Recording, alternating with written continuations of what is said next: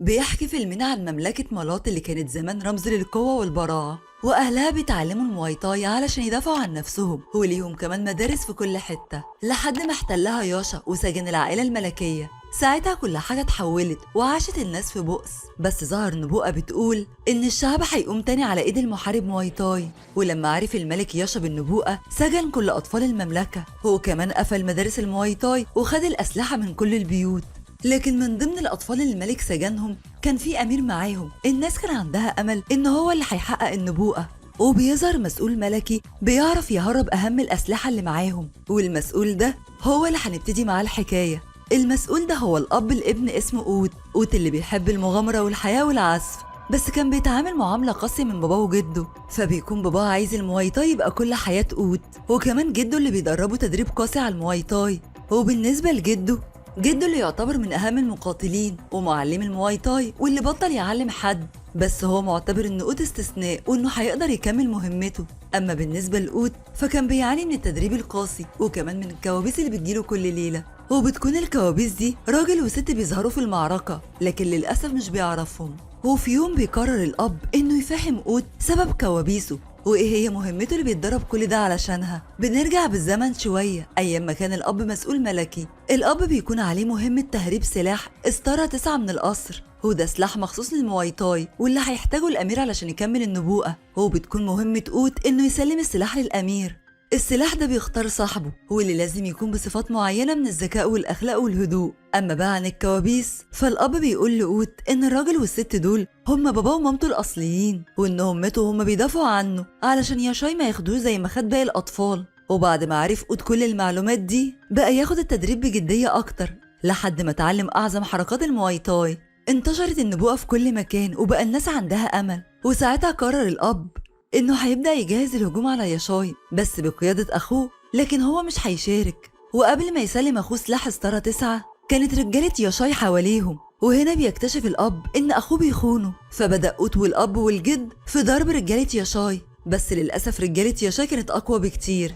ولأن لازم أوت يكمل مهمته ويسلم السلاح للأمير، الأب والجد أجبروه يهرب بالسلاح وإنهم هيلهوا رجالة ياشاي لحد ما يهرب. لكن في الوقت ده الأب والجد بيموتوا في المعركة، ولما أوت بعد عنهم اتعصب وانهار علشان كل ده بسبب سلاح ملوش لازمة، بس افتكر كلام باباه إن هو الأمل الأخير.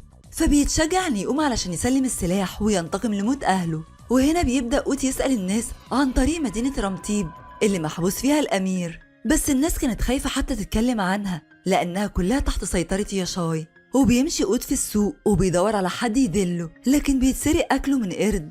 لكن وهو بيحاول يرجع أكله بيتخطف القرد، فبيجري ورا خاطف القرد لحد ما خاطف القرد بيركب سفينة، فبيركب أوت وراه علشان ينقذ القرد. ولما أوت بيدخل السفينة بيلاقي القرد والخاطف بيتخانقوا، فبيهجم أوت على الراجل علشان يساعد القرد. بس ساعتها القرد بيضرب أوت وبيقوله بتضرب صاحبي ليه؟ فبيفهم الراجل اللي بنعرف إن اسمه أسوسي من أوت إن القرد سرقه وإنه عرضه لمشاكل كالعادة. فبيرد القرد انه بيعمل مشاكل اكتر بكتير، اهمها ان هما دلوقتي واقفين في بيت الملك ياشاي اللي بيهربوا منه. وبعدها بيتفاجئ التلاتة بحضور رجالة ياشاي وبتبدأ معركة ما بينهم على سطح السفينة. وهنا أوت بيستخدم حركات المواي تاي وبيضرب عدد كبير جدا منهم، وبيستغرب أسوسي من مهاراته بالرغم ان مدارس المواي تاي مقفولة. وفي وسط المعركة بتظهر بنت بنعرف ان اسمها أوكاسيا، واول ما الرجالة بتشوفها بتوقف ضرب وبتنادي أوكاسيا على سفينة تانية، فبتيجي وبتمدها بالسلاح. ولما حاول واحد من رجالة ياشاي قتل أوكاسيا أوت بيدخل ما بينهم وبيضرب الراجل ده أكتر من مرة، بس الراجل ده بيكون قوي جدا وصعب إن يقتله لحد ما السلاح بيختار أوت، وفجأة بيلاقيه في إيده بدل شنطته. والسلاح ده بيديله طاقة جبارة خلته يموت الراجل بضربة واحدة. لكن بعدها بتكون طاقة أوت كلها خلصت فبيغمى عليه، وهنا بيصحى أوت وبيلاقي نفسه محبوس هو وأسوسي والقرد، وبيكونوا محبوسين في سفينة القراصنة واللي بتكون أوكاسيا واحدة منهم. وبيبدأ كل واحد يعرف نفسه، فالقرد بيقول إن اسمه أوتو وإنه من العائلة الملكية، أما أسوسي بيقول إنه كان جنرال قبل كده بس اتنفى. أما بالنسبة لأوت فبيقول إن عيلته كانت بتحمي مالات وهو عاوز يكمل نفس مهمة أهله. وفي الوقت ده بتيجي أوكاسيا وبيطلب منها أوتو السلاح اللي خدته منه، فبتديله السلاح لأنها عايزة تساعده لأن ياشاي خطف أخو أوكاسيا وقتل أهلها، وهي بتكون عايزة تروح علشان تنقذ أخوها وتنتقم لأهلها. وبكده يكون أوكاسيا وأوتو ليهم نفس الهدف وهيروحوا مع بعض علشان يحاربوا ياشاي. ياشاي بيخطط لقتل الأسرى اللي عنده واللي منهم الأمير، وبنلاقي إن أوكاسيا بتعزف على جيتار فبيشاركها قوت العزف، لحد ما بيهجم عليهم وحش الرياح السوداء، فبتبدأ القراصنة في الهجوم على الجنود ووحش الرياح. أما قوت والقرد وأسوسي كانوا بيحاربوا وحش الرياح والتنين بتاعه، لكن وحش الرياح كان أقوى بكتير منهم، علشان كده كان اعتمادهم على السفينة علشان ينجوا. وهنا بتتحكم أوكاسيا في السفينة لحد ما بتوصل لوادي الآلهة، وكمان حتى بعد ما وصلوا المعركة كانت لسه شغالة بين قوت ووحش الرياح. وهنا وحش الرياح بيقول إن البشر هجموا عليه وخدوا أرضه وسموها مالات وهو عايز ينتقم منهم، فبيرد قوت عليه وبيقول له إن البشر اللي الوحش قتلهم ليهم عائلات، وبدأ في ضربه بالسلاح الملكي، وقبل ما يعرف يقتله انفصل عنه السلاح وافتكر كلام جده بإن ما ينفعش الكراهية والغضب يسيطروا عليه، فبيساعده الوحش يقوم وهو بيقوله إن لازم يعيش حياة كويسة وإنه هيكمل المهمة اللي بدأها، مهمة توصيل السلاح الملكي للأمير. فالوحش بيقول لقوت على خطة ياشاي في قتل الأسرى، وده هيكون بعد 3 أيام، وإنه لازم ينقذهم. وهنا بيجتمع أوتو وأوكاسيا وأسوسي وأوتو علشان يفكروا في خطة. وفي اللحظة دي بيفتكر قوت إن باباه قال له إنه اتولد في نفق سري بيوصل للمدينة، وقال له على طريقة فتح النفق.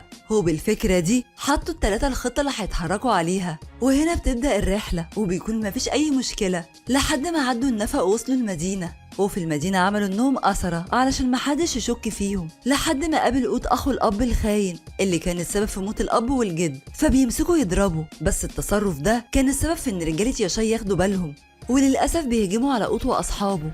فبيبدأ قوت وأسوسي بضرب رجالة الملك، وكمان بيدوا لقوت فرصة إنه يحرر الأمير. وبعد ما بيحرر قوت الأمير وبيديله السلاح، بيكتشف إن كل ده كان خدعة من الملك، وإن قوت سلم السلاح للملك ياشاي بدل الأمير. وهنا بيحاول الملك القرد قتل ياشاي، بس ياشاي مسكه من رقبته. ولما حاول يستنجد بأسوسي اكتشف إن أسوسي أخو ياشاي، وكمان بنكتشف إن أسوسي كان بيحب واحدة عادية، وكانوا متفقين يخونوا ياشاي ويحاربوه علشان يعرفوا يعيشوا. بس لما خطته فشلت ياشاي خيروا بينه وبينها، فطبعا أسوسي اختارها، لكن للأسف ياشاي قتلها. وبيقولوا إن قتلها لأنها سبب في قلقه، وكمان علشان يرجع للقبيلة يخدمه. وهنا بيحرق ياشاي السلاح الملكي علشان تنتهي النبوءة، لكن أسوسي بيمسك سلاح وبيختار إنه يواجه أخوه، وقال له إن إحنا ما عندناش إخوات.